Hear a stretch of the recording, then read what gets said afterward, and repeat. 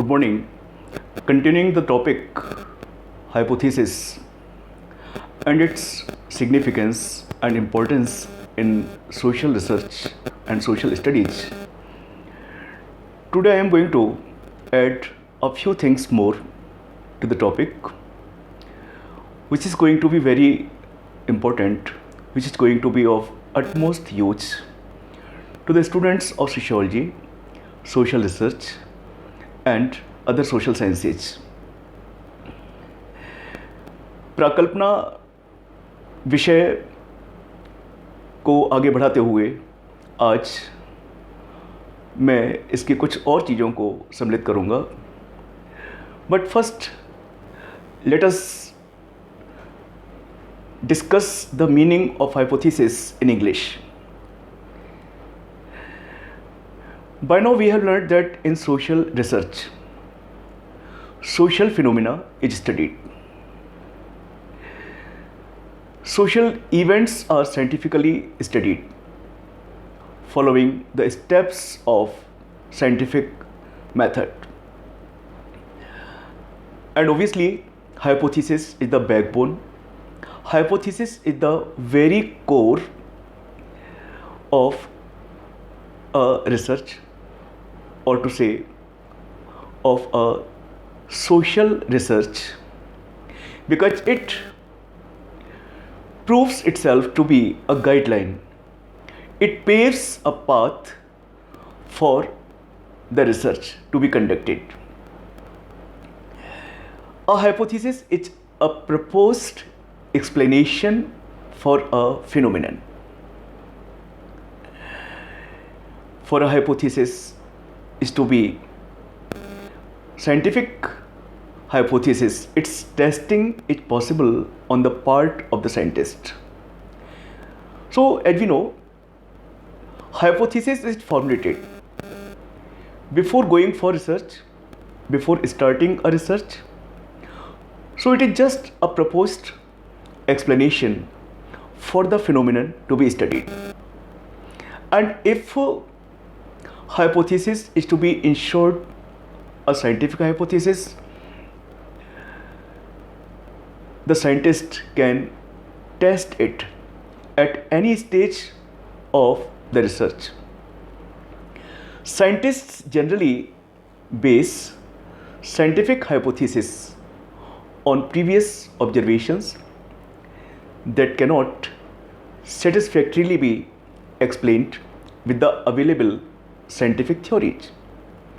So generally it is seen on the part of the social scientists that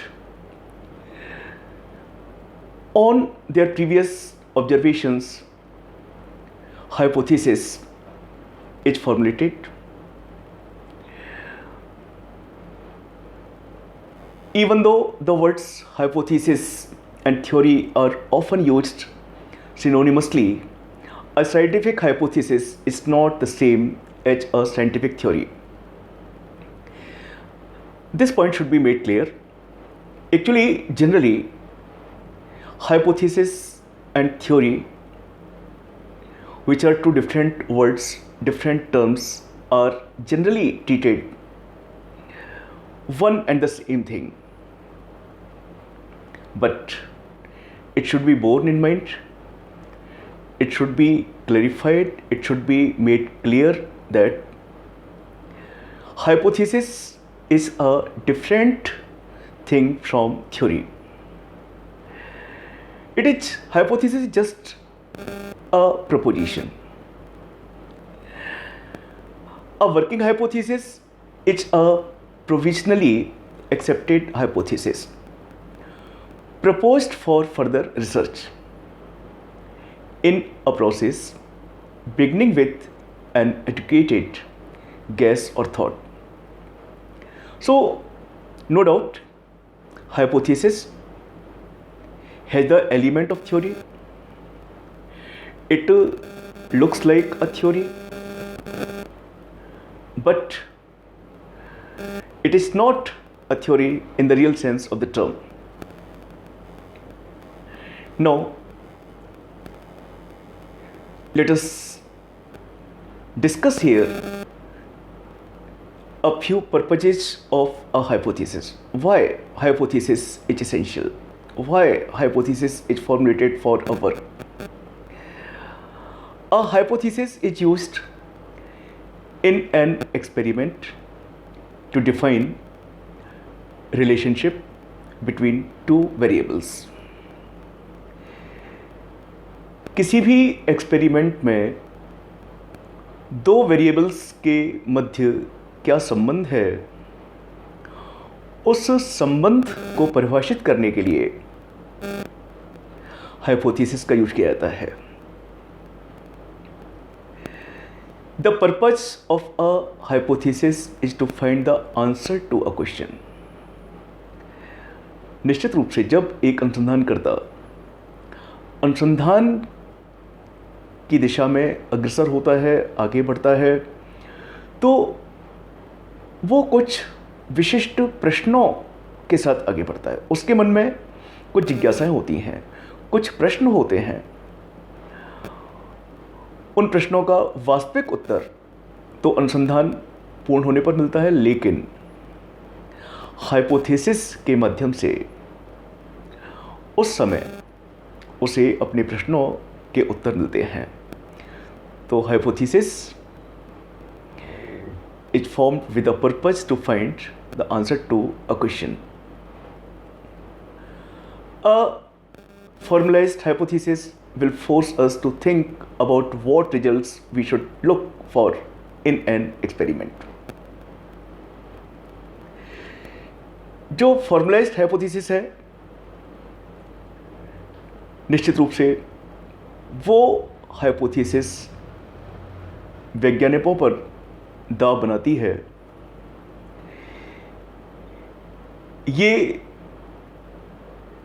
सोचने के लिए, ये जानने के लिए कि किसी भी एक्सपेरिमेंट में, किसी भी प्रयोग में, किसी भी अध्ययन में क्या परिणाम हो सकते हैं, क्या आएंगे.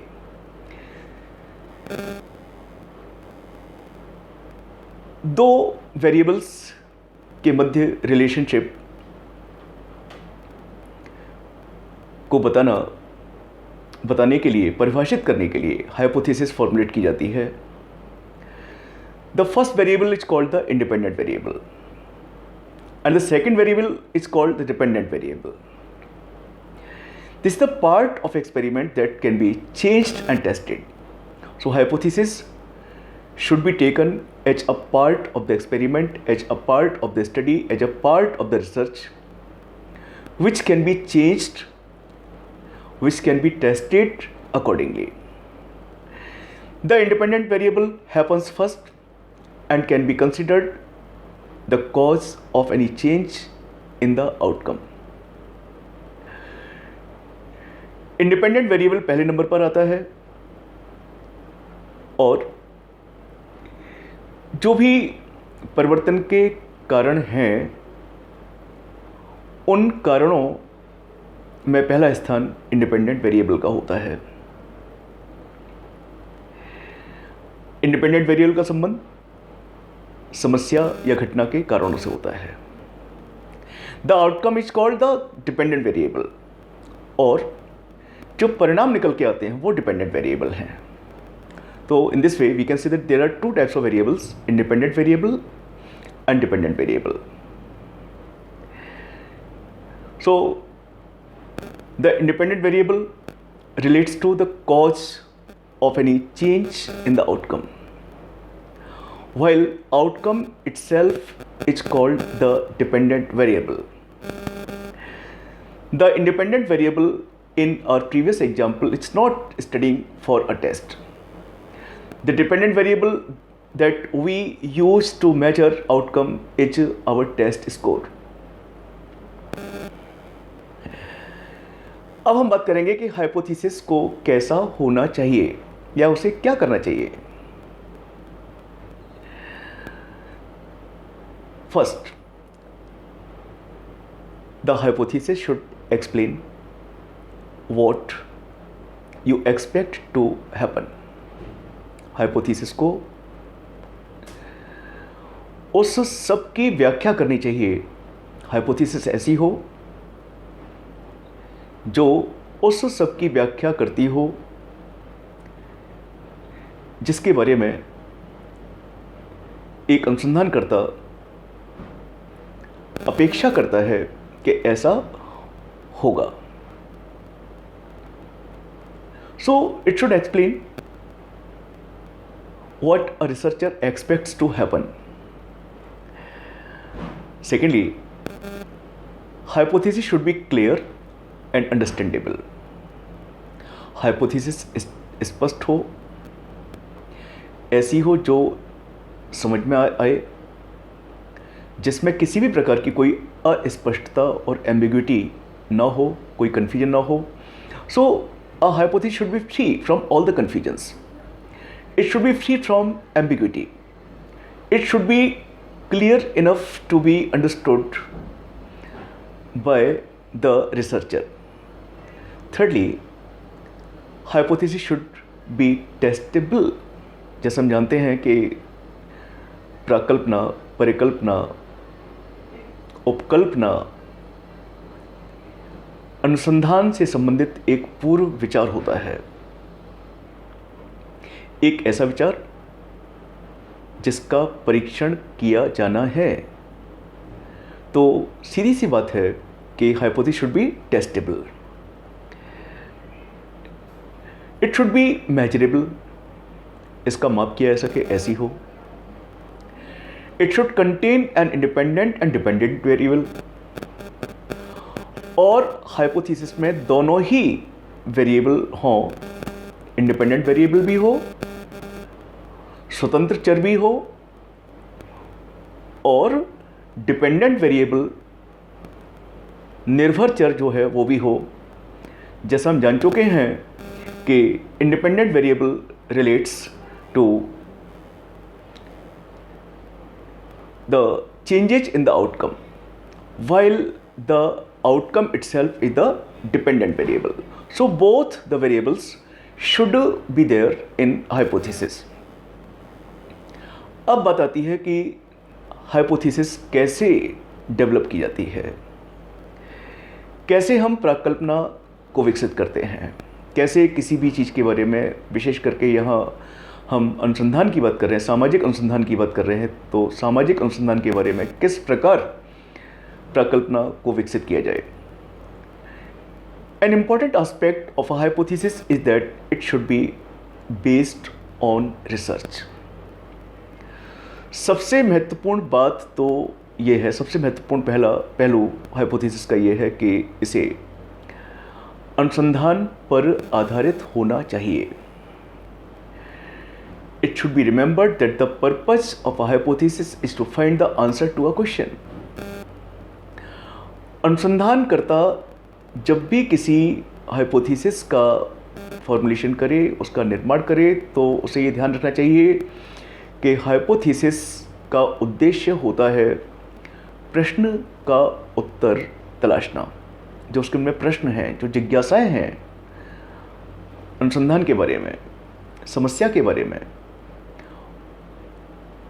उन सभी प्रश्नों का उत्तर हाइपोथेसिस दे सके, ऐसी हाइपोथेसिस होनी चाहिए. Through hypothesis, an attempt should be made to find as much information on the topic as possible.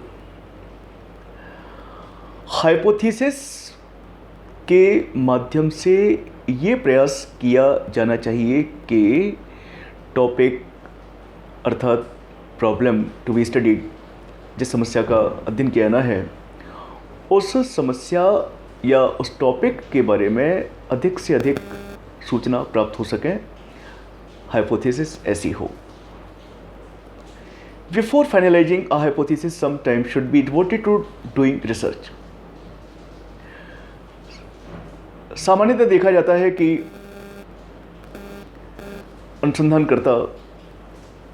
अधिकांश अनुसंधानकर्ता वो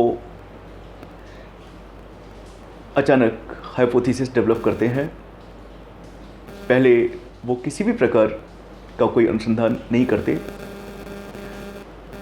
केवल कुछ ही वैज्ञानिक ऐसे हैं, कुछ ही अनुसंधानकर्ता ऐसे हैं जो किसी भी समस्या का अध्ययन करने से पहले कुछ समय अनुसंधान कार्य में बिताते हैं और उसके बाद में हाइपोथेसिस डेवलप करते हैं। तो यहाँ मेरा सुझाव है कि सभी अनुसंधानकर्ताओं को चाहिए कि वो किसी भी विषय अथवा समस्या से संबंधित प्राकल्पना निर्मित करने से पहले कम से कम कुछ समय अनुसंधान कार्य में अवश्य बिताएं। Than thinking of question should be started, और अनुसंधान कार्य में कुछ समय बिताने के बाद